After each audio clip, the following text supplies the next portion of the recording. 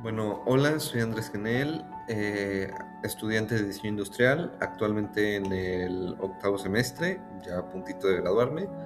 Estudio en la Universidad de Anáhuac Querétaro y pues en esta presentación voy a hablar sobre la alimentación hebrea, griega y romana, explicando sus reglas o protocolos jerárquicos sociales, uso en la medicina, alimentos más utilizados y preparación de alimentos y aportaciones culturales que tienen este tipo de alimentaciones. Bueno, ahora sí entrando con el contenido, la historia de la alimentación es muy importante porque no solamente habla de lo que comían esas personas, de lo que comíamos antiguamente, sino también de cómo es que se vivía, cuáles eran sus creencias y cómo se organizaban socialmente hablando este grupo de personas. La alimentación siempre ha estado relacionada con la cultura, con la religión, la economía y hasta incluso las medicinas. Dependiendo de cada civilización, algunos alimentos eran como considerados sagrados o incluso hasta prohibidos, y otros se utilizaban para curar enfermedades o, como luego lo utilizamos hoy, con ciertos alimentos. Las civilizaciones hebreas, griegas y romanas tuvieron una gran influencia en la gastronomía actualmente, ya que desarrollaron reglas alimentarias, técnicas culinarias y costumbres sociales que son relacionadas con la comida, que todavía tiene impacto hoy en día. Hace unos días acabo de ir a comer a un restaurante griego y es interesante cómo eh, esta forma de comer se sigue utilizando. Bueno, primero vamos a hablar sobre la alimentación hebrea. La alimentación hebrea está profundamente relacionada con la religión y las leyes estaban bien establecidas conforme a la Biblia. Eh, los hebreos eran principalmente agricultores y ganaderos, por lo que gran parte de su dieta estaba basada en cereales como trigo, cebada y centeno. También consumían leche de cabra y oveja, además de vegetales, frutas y pescado. Entre los alimentos más comunes estaba la lenteja, habas, ajo, cebolla, uvas, granadas y dátiles. El pescado también era importante, pero solamente podía consumir aquellos que tuvieran escamas, ya que la leyenda religiosa pues prohibía ciertos alimentos, ¿no? Y la comida tenía un significado espiritual muy importante y también funcionaba como una forma de mantener higiene y orden dentro de la comunidad. Bueno, los hebreos seguían las llamadas leyendas mosaicas o Kashrut, que clasificaban a los alimentos en puros e impuros, los que eran prohibidos y los que no eran prohibidos. Por ejemplo, estaba prohibido el consumir cerdo, camello, liebre y roedores, como ratoncitos o todo eso.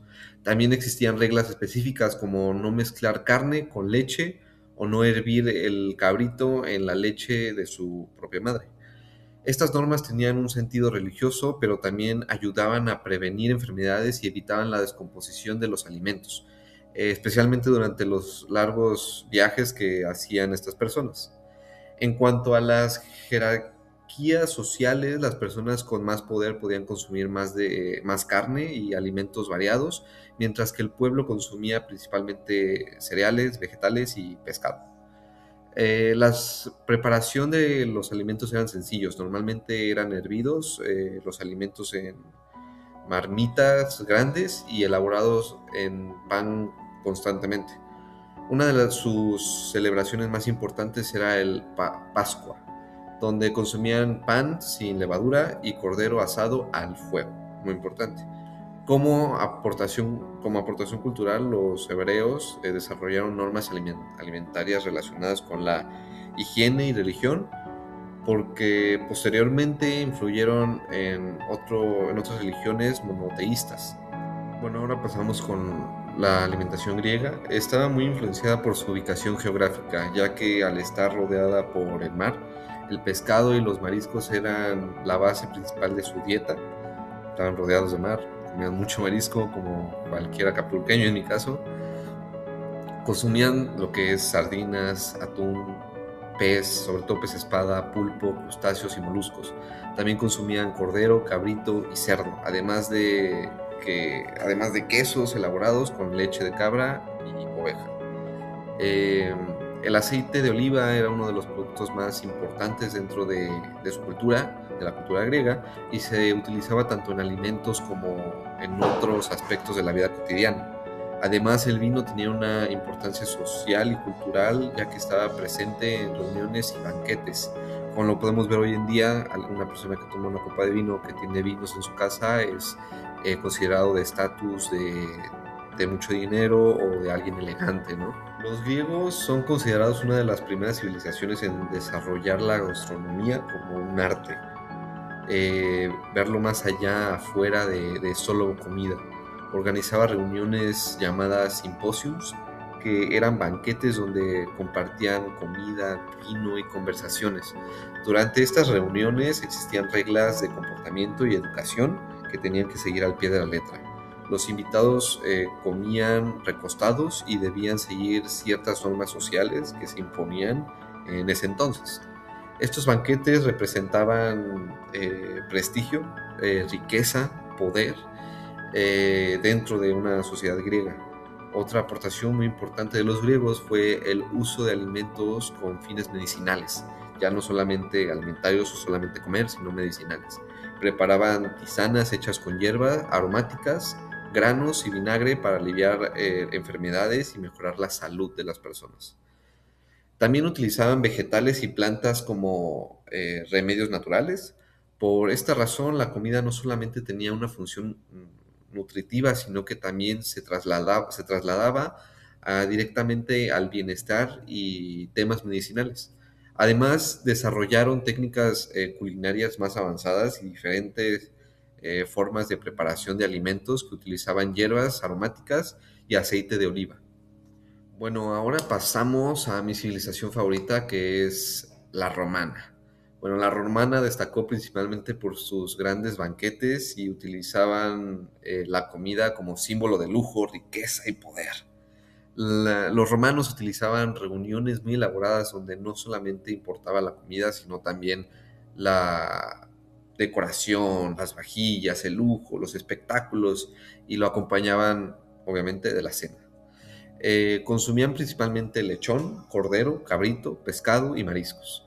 También utilizaban muchas especias como pimienta, jengibre, nuez moscada, caramomo, ay, qué horrible sabe, influenciados por culturas orientales en su mayoría. Uno de los productos más importantes fue la garum, una salsa hecha a base de pescado fermentado que utilizaban para dar sabor a sus comidas. En Roma existían grandes diferencias sociales relacionadas con la alimentación. Las clases altas organizaban enormes banquetes con alimentos exclusivos, flores, vino, espectáculos extravagantes, mientras que el pueblo tenía una alimentación mucho más sencilla.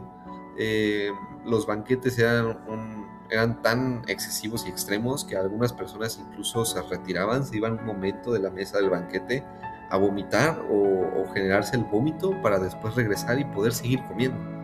Era algo muy extremo. En cuanto a la medicina, algunas especias y el garum eran utilizados como remedios digestivos para algunos médicos romanos en su entonces. La cocina romana era más elaborada y sofisticada. Utilizaba técnicas como fermentación, uso de la sal y grandes cantidades de especias para condimentar los alimentos y que subieran mejor o potenciar su sabor. Como aportación cultural, los romanos ayudaron a expandir el uso de especias, mejorando técnicas culinarias y tuvieron gran influencia en la gastronomía europea posteriormente. Bueno, en conclusión, ¿qué pude aprender de todo esto, de esta investigación? Las civilizaciones hebreas y griegas y romanas, mi favorita, desarrollaron diferentes formas de alimentación relacionadas a la religión, a medicina y jerarquía social, que son cosas que podemos ver hoy en día. Los hebreos destacaron por sus reglas tan estrictas y religiosas que tenían. Los griegos relacionaban los alimentos con la salud, la convivencia y la gastronomía, mientras que los romanos utilizaron la comida como símbolo de lujo, poder y deseo. Muchas costumbres actualmente relacionadas con la preparación de alimentos, los banquetes y la gastronomía tiene origen en las civilizaciones antiguas, como ya se comentó, por lo que su influencia sigue presentando actualmente un referente para la gastronomía y el cómo alimentarse correctamente.